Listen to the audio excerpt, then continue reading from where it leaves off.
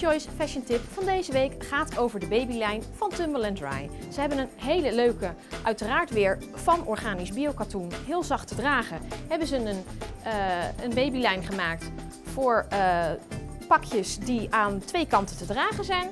Aan deze kant zijn de streepjes. Als je hem omdraait heb je gewoon een effen kleurtje. Helemaal leuk, dus eigenlijk een vestje 2 voor de prijs van 1. En ja, gewoon ideaal als je gewoon wat extra's in je kast wil hebben liggen. En hier showt ons model het super schattige vestje.